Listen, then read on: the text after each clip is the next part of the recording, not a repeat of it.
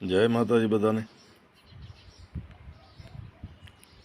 મિત્રો, મેં અગાઉના ઘણા વિડીયોમાં વાત કરેલી છે કે એક બ્રાહ્મણ જાતિ જે છે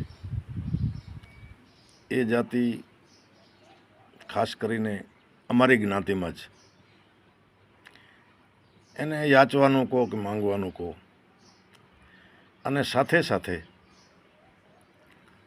એ અમારી જ્ઞાતિના મનોરંજન માટે એને નાટક કહો કે ભવાઈ વેશ કહો એ કરતા હોય. વર્ષે 2 વર્ષે આવે. મિત્રો, એ બધી ઘણી બધી મેં અગાઉના વિડીયોમાં વાત કરી એમના વિશે. એક વાત બીજી એ કરી દઉં કે એમનામાં આવી કઈ કળા છે જે અમારી જ્ઞાતિના માણસો રાતના જ્યારે એ ભવાઈ મંડળી જોવા માટે જાય, જેમાં માતાજીની હેલ આવતી હોય, જન્નો ઝૂલણ આવતા હોય, ગણપતિ આવતા હોય, કાન ગોપીના વેશ હોય, ઘણા બધા વેશ હોય, પણ અમારા જ્ઞાતિવાળા ઘરેથી 500 રૂપિયા લઈને જાય. અત્યારે મોંઘવારી છે ને, એટલે 200, 500 કે 1000 રૂપિયા આપવા એવું નક્કી કરી ખીચામાં નાખીને જાય. અને એ ઢોલક વાગે અને 500 તો દઈ દે, 1000 લઈ ગયા હોય તો એ આપી દે, ને બીજા ઉધાર લખાવીને આવે.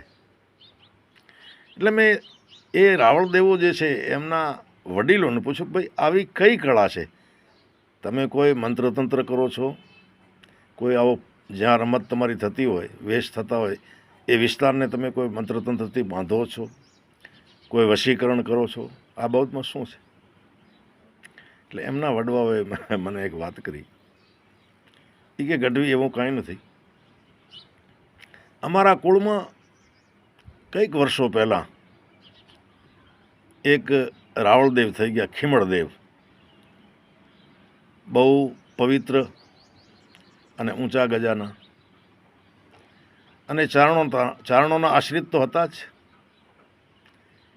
એટલે એક વીક પાલિયો કરીને ચારણ, બહુ મોટો જાગીરદાર, મોટો માલધારી, એ વખતમાં લાખોપતિ માણસ, એની પાસે યાચવા માટે ગયા, એટલે માંગવા માટે ગયા.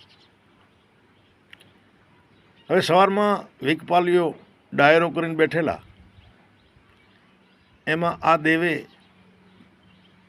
એમના વડવાઓના વખાણ કર્યા, કવિત સંભળાયા, આ કર્યો તે કર્યો, ઘણા પ્રયત્ન કર્યા.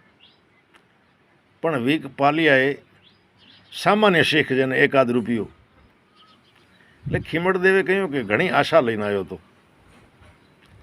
એ કે દેવ, મને જો મોજ આવે તો દઉં, હું રીઝું. એવો તમારી પાસે કોઈ ઉપાય હોય કે હું રીઝી પડું આપના ઉપર, તો આપી દઉં. બાકી રીઝ્યા વગર, મને આનંદ આવ્યા વગર આપવું નહીં. અને કહેવાય છે કે એ રાવળદેવે, ખીમળદેવે જોગમાયા હિંગલાજની આરાધના કરી, તપસ્યા કરી. હિંગલાજ દેવી પ્રશ્ન થયા અને વરદાન માંગવા કહ્યું. ત્યારે કહ્યું કે માડી, આ વીકપાલીઓ રાજી થતો નથી, એને રાજી કરવા માટે આપ કોઈ એવો મને વરદાન આપો. એટલે માતાજીએ પોતાને પહેરવા માટેનો જે વસ્ત્ર હતા, જે બેન દીકરીઓ પહેરતા હોય છે એવા વસ્ત્રો, અને ગળામાંથી એક માદળિયું એ આપેલું, અને કહ્યું કે આ વસ્ત્રો પહેરજે અને આ માદળને વગાડજે. અને મિત્રો, માદળ એ રાવળદેવોની જે ઢોલક હોય છે ને, એ બીજા ઢોલકથી અલગ હોય. આપણે અત્યારે પણ જોઈએ તો આપણને એમ લાગે કોઈ મોટો માદળ જ છે, અને એમાંથી ક્રમે ક્રમે એ જે માતાજી આપ્યો તો એ નાનો હશે, અને પછી મોટો રૂપ લેતો ગયો. અને એ પછીથી આ વસ્ત્રો પહેરી અને માદળ વગાડવાથી વીકપાલીઓ રીઝે છે, અને રાવળદેવને લાખ પસાવ આપે છે. અને એ દિવસથી આ રાવળદેવના કહેવા પ્રમાણે કે અમારો આ ઢોલક વાગે ને એટલે ચારણ ગમે એવો લોભી હોય એ 100 રૂપિયાનું નક્કી કરીને આવ્યો કે 100 જ દેવા છે રાવળદેવને, તો 400 બીજા ઉધાર લખાવી દે.